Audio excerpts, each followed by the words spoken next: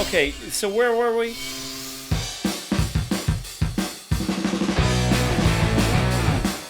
Right, Troy's team had put the 41 Fleet line together for a photo shoot with We'll Have magazine. Now you may have noticed that the Brookwood Wagon was just sitting on the frame table while all of that was being done. Well, as you could guess, in true Rad Rides fashion, there was zero downtime. While Rob was getting photos for the spread, the crew was on the wagon like white on rice and a glass of milk on a paper plate in the middle of a snowstorm.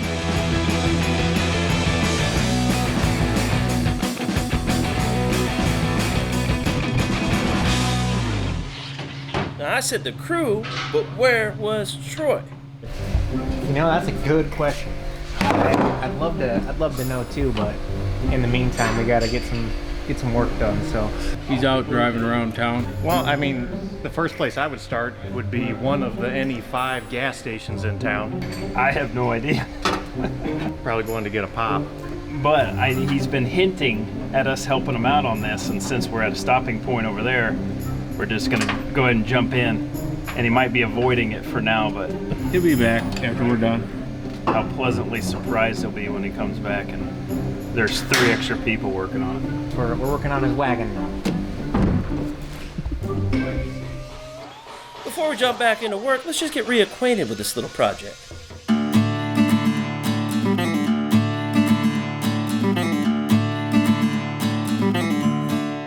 When it arrived, this Brookwood wagon was a beautiful survivor with only 2,000 miles on it. But with the original chassis, drum brakes, 3 on the tree, and 135 horsepower straight 6, it would be a huge stretch to call it a hot rod. But that didn't stop Troy from attacking it with the enthusiasm of a 20-year-old. So they started to modify the body to fit the new chassis. Adam cut the old trans tunnel out, hoping he wouldn't have to put in a new one. And then they started to clean up the engine bay by putting in a new firewall as Troy fitted the body mounts. Oh, and I can't forget, they dropped in a new LSX with a big-ass turbo. Troy was hell-bent on turning this slow survivor into an asphalt melting beast.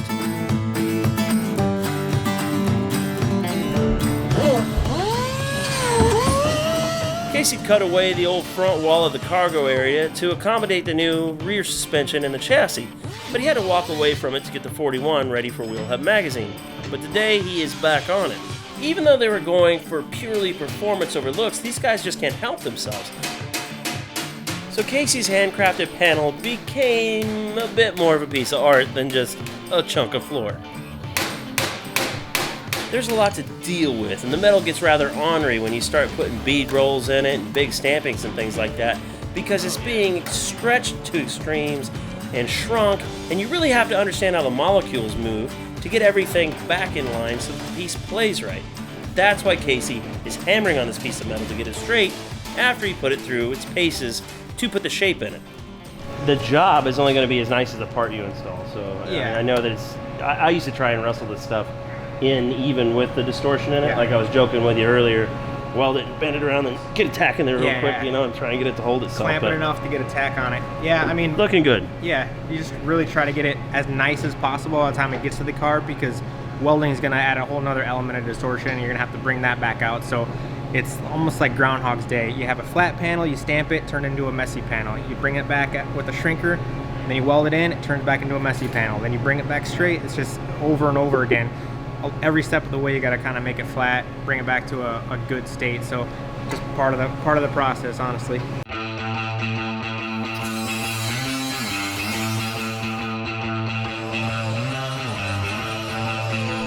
Troy came back into the ring to finish up the exhaust, and Adam was able to get his take on how his hours add up. I worked all day yesterday on that. That's a day and a half I get. Half a day the other day. But wait a second. Now you got 4 extra guys on this now. Yeah, but so what you're telling me? I'm really good though. By I know that's what I'm saying. Your math. I'm worth your 4 day, guys. Your day is I'm worth 4 guys. each one of these guys a day I've earned and a it. half. I've earned it. Okay, so 4, 5, 6. We got like, I don't even know what the math is. That's like 15. I probably got a week, hours. at least a week on my red car now with these guys. We don't even need that long. No, they probably don't need a week.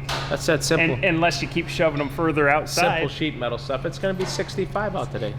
It's simple sheet metal. Well, that'd be nice. Be nice. This isn't even fancy stuff. Just get her in there nice. Yeah. All right. All right.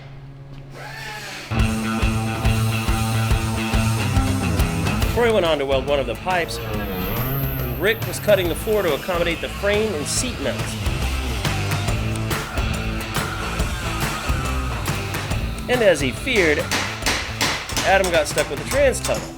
Now this is like necessity fabrication.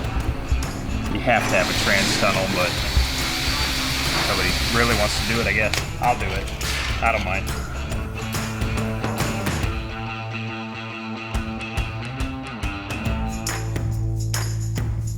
At Rad Rides, even when you draw the short straw, you guessed it, they can't help themselves.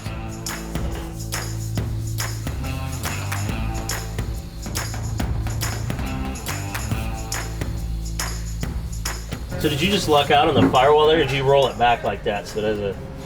I rolled it back here, but there's actually a support piece on the front side of the firewall that tips back, and we left that on the front side. It's like spot welded against here for strength. Also on the floor, we kind of picked the point where the tunnel was going to come out, and I tipped all the floor pieces up to come up against the tunnel as well, so that underneath it looks like it was stamped to accept this transmission. What about this piece? Is this just like a grow-to point for you, so you know what to do here, or is that going to get like welded to it, or incorporated? Yeah, partially. This is the shape that our drive shaft tunnel will be.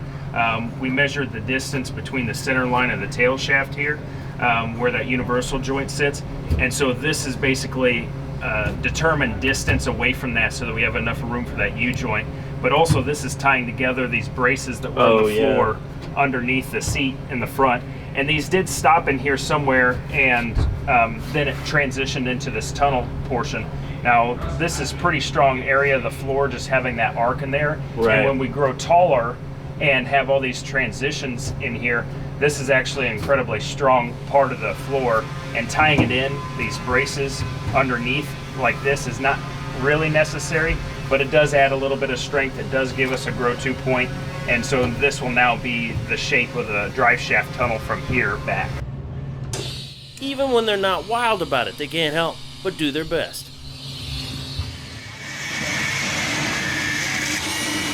The guys decided it was time to take the Brookwood off the frame rack, and that took Alex hooking up the steering linkage so it could find its way onto the hydraulic rack. And then the wheels went on, sort of. These 16 cars are always tough when you lower them and get a big tire under because the wheel well is so short. How are we looking in there? You're hitting the stud, like the rim is hitting the stud. Wrong pattern. Wrong set. Yeah, that's why. Is it? It slid on. Okay. There we go. You did it! It's these glasses, I gotta get new ones. So what happens if you get a flat tire on the interstate, there's a gun in the glove box, you just blow your brains out. It's good advice.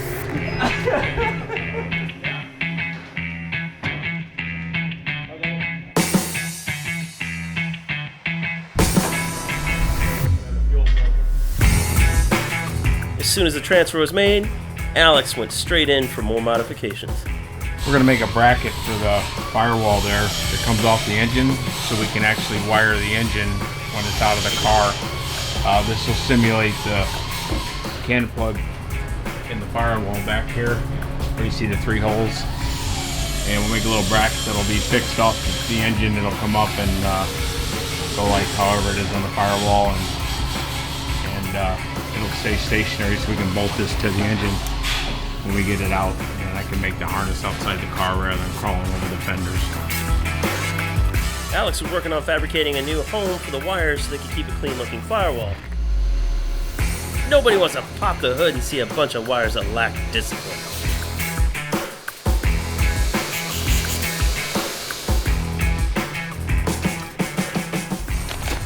We got these military cannon plugs that we put in the firewall in order to make life easier later on. If for some reason you have to take the engine out, you can just unhook the whole engine harness from the car and not have to literally unhook each wire off the engine. Like this will be the engine side of the cannon plug, and this will be where the firewall is. So when we make the harness on the engine, it'll actually come up and it'll clock and actually plug and cam lock in place. Now that the car was free of the frame rack and able to be lifted above us, Troy gave me a quick rundown on his progress. Yeah, we just did a little crossover here and got the manifolds on it, but I just did a 3.5, and a 3.5 is a little big to get through the back, so then I just switched it to 2.5s, and then, you know, a lot of these like I've done in the past where I don't want to choke the thing because it's turbocharged, but I don't want it super loud, you know, we just want to cruise in this thing. So I did the big 50 series truck muffler, and I think it'll have enough volume, plus it should be pretty quiet.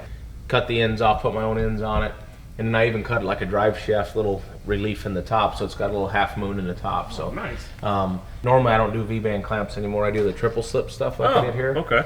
But I did the V-band just because that way you can just take the 4 hangers, you can drop it straight down. Otherwise you can't get it apart. Yeah, so, there's not room to yeah, so that's why I did it that way. And then 2.5 on the tailpipes, and then I went to 3-inch in the back, 3 feet of it just for looks. I don't think it'll matter, but should be pretty good. Like I said, it shouldn't be too noisy. And worst case scenario, if it was too noisy for any reason, but I don't think it will be going through the turbo, we can always come back here and, you know, fish a resonator in back there if we wanted to. One thing we really try to pay attention to on the exhaust is true radiuses. You know, when we're cutting through our radiuses, it's not a 38-degree cut. You know, it's a 45 or it's a 90, or, you know, try to keep it that way. And if you just have a couple simple rules of thumb, it seems to lay out pretty well. It adds a degree of, I mean, difficulty to the process, but it looks so much better. A lot of guys, it's the last thing they do.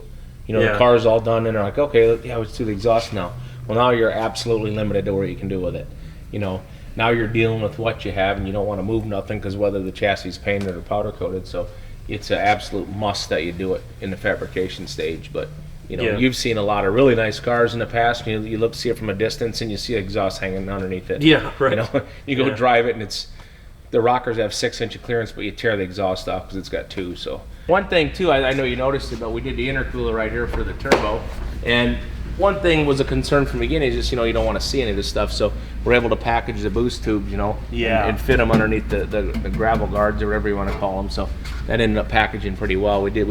We came out of the turbo with a 3, and then this is 3.5. That is awesome. And then it goes to 4 up inside. So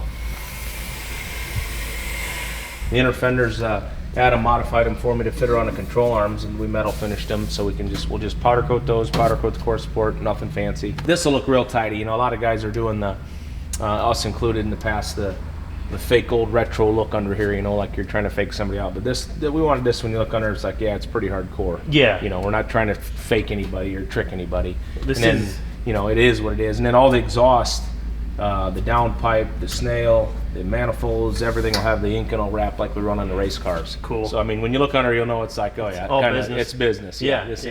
It's just the right amount of everything. It's not too much. It's not too little. It's just all mechanical looking. And this is what most people wish was under their head when they popped it. And the balance is important, you know. So put the turbo there. The battery was normally there, so obviously I just moved the battery to this side, you know, to keep this balance right. Yeah. And then the way this is, you know, kind of packaged with the power steering cooler, trans cooler, blah blah blah, and then we have our new Bosch electric master cylinder, which is fairly big, works incredible. Yeah. So that's why I go back to making the cover on the firewall like these old cars may have for the heater core area. All it is a pass through, but now it balances it, you know. Otherwise it'd be, you know, that's there and the firewall's flat. So it gives it some depth to it, so it kind of balances out pretty nice. And then your big pipe here, so we move the overflow tank kind of down into that area. Cool. So there's no big voids anywhere. Pay a lot of attention to that. When we run the 4L80, so it's a little bigger. It's big, but it doesn't fail. But no, absolute best. For this stuff, there is no other transmission. We run these 6, 8, 10-speed stuff, and it's fine. I don't like them as well.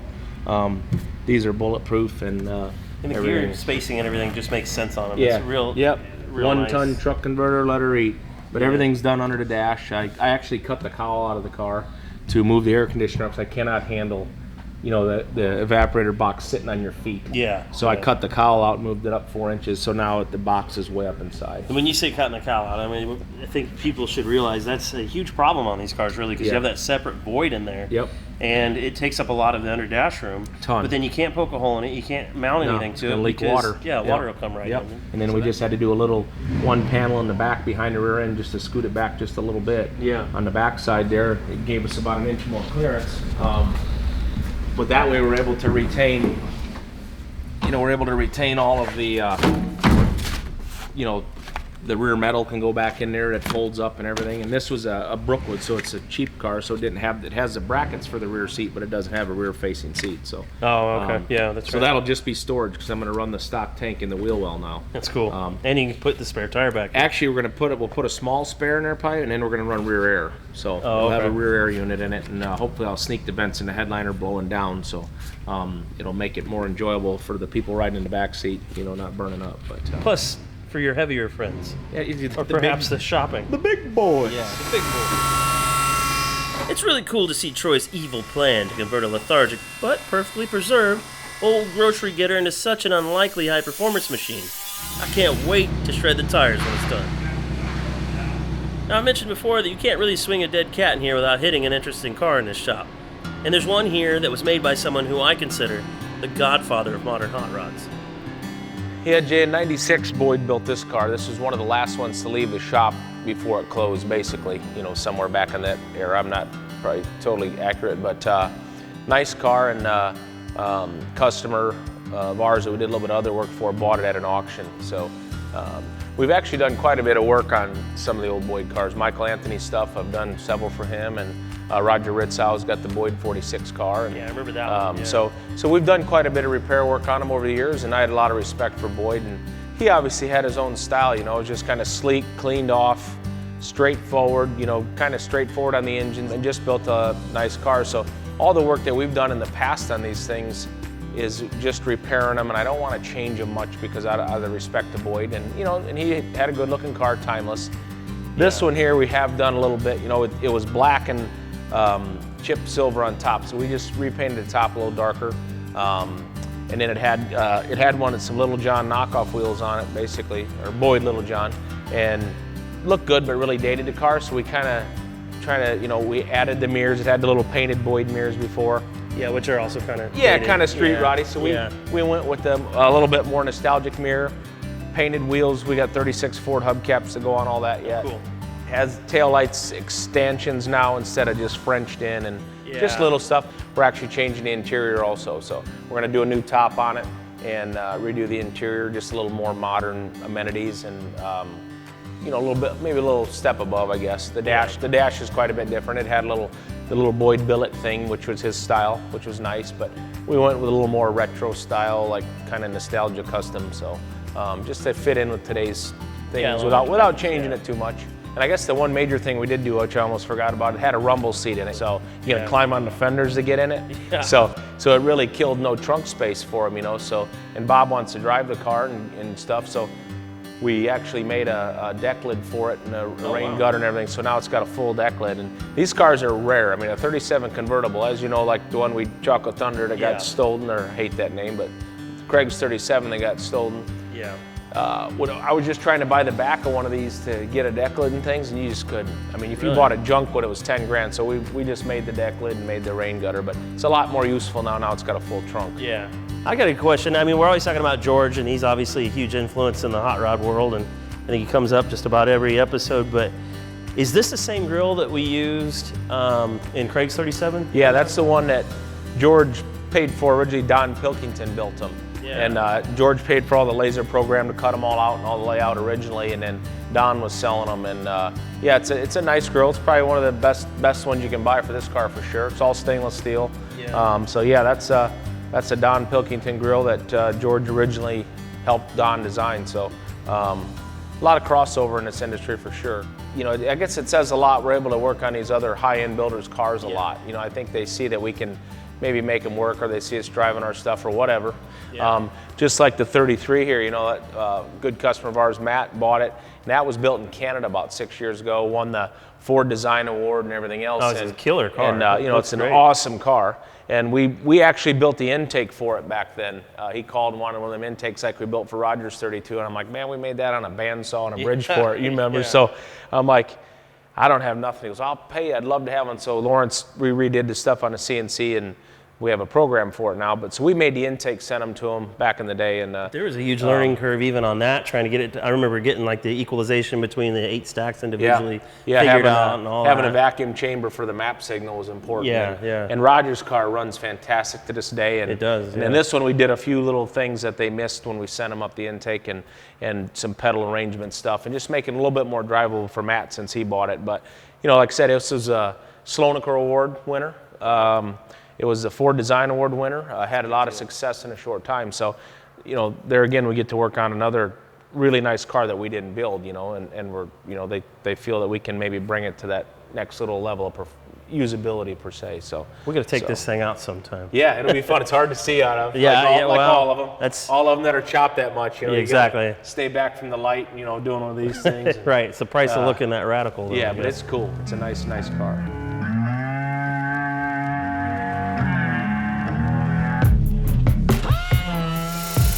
With everyone else occupied, Troy went ahead and brought in a longtime friend who may well be the best tuner around.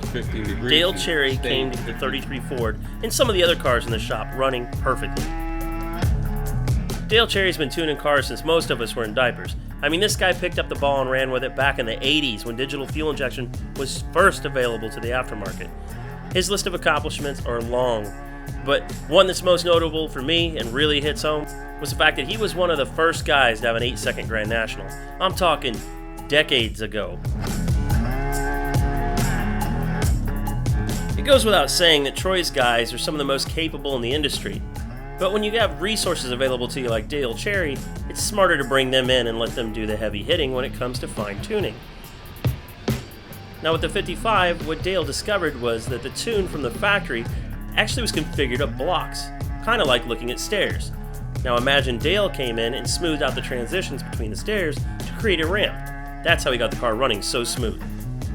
Just gets all that drivability now, pulls it back in. And then once I got that back in there, I just trimmed up some of the fueling a little bit, which, like I said, the self-learning stuff works fairly well. Yeah. The next car on the slate was the track-nose 33 Ford. Alex was kind enough to point out some of the modifications that they had made. So this guy, I guess somewhere along the lines had seen Roger's car, right, and wanted the same type of fuel injection, then it ended up here. And then you've done a number of things to it, haven't you? Yeah, we added mufflers to it. Didn't have any mufflers, or we did the exhaust all the way back. We pulled the brakes apart. Brake shoes were on backwards. On 3 out of the 4 wheels. Corrected the pivot arm on the steering over there. Lawrence made a new arm, and so it doesn't hit the door when it's turning left. It doesn't go in front of the door. And then we fixed the throttle position sensor to make it, obviously read accurately, because it had a speedometer cable that went around the corner inside the car, and when you step on the gas, you could see the speedometer cable kind of wind up because there was no housing or anything on it. Yeah. So it's drivable. We just drove it. I just drove it 10 miles. Just take it for a little ride. It rides pretty good. I was surprised that there's not really any bumps here, and good. It's not too bad. But the visibility out the windshield, it's pretty borderline. These cars look so kick-ass, but I don't think people understand that. Yeah, if you get 2 full-grown men in there, you're shoulder to shoulder. They're cramped. You have to looking at a slit. If you set up straight in this car, you can see about 10 feet in front of the car. Yeah. And if you squat down, then you can see a pretty good distance. But as far as seeing a stoplight, you're looking.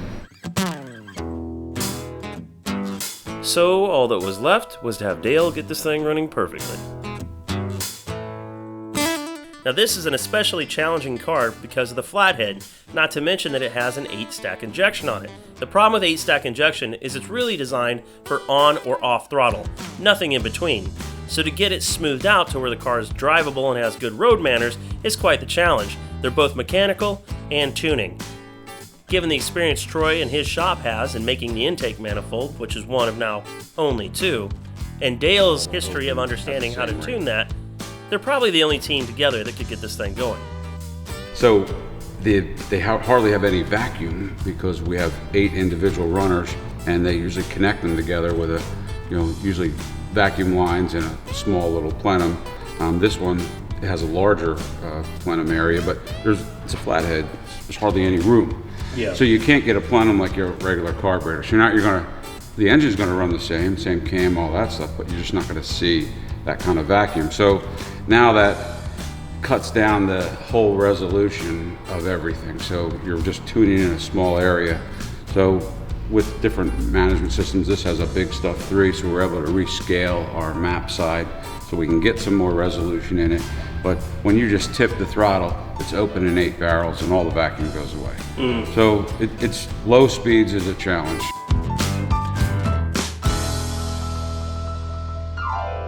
Being the creature of opportunity that I am, I offered to take Dale out on a drive in this award-winning car so he could assess the drivability. I know, I'm a giver. No selfish motives here. One thing I did get was a little bit of praise from Dale. Now when I drive a car, I like to almost stall it when I leave a light, rather than over-rev and tear the clutch up. Yeah, that sounds good. Anyway, it gave him a unique perspective on getting some of the hardest parts to tune, which is known as tip-in throttle or right-off idle. And because of my fine driving skills, he was able to determine that his tune was indeed spot on due to the fact that it performed so well under the harsh conditions of my left and right foot, trying to find balance. Now keep in mind that even with a proper tune, the 33 isn't the fastest car I've ever been in, but that's the point. This Tracknose beauty was built to be a rolling work of art, and it truly is, and now it can be driven and enjoyed without all of the nuances that usually come along with a hot rod, the annoying stuff like not being able to drive it. So with that being said, I'm going to have to get my speed fix when the chicane comes back. That's right, the twin-turbo Legend itself is coming back for some odds and ends, and we've got permission to go drive it. So you've got that and much more to look forward to as we keep you posted with the progress at Rad Rides.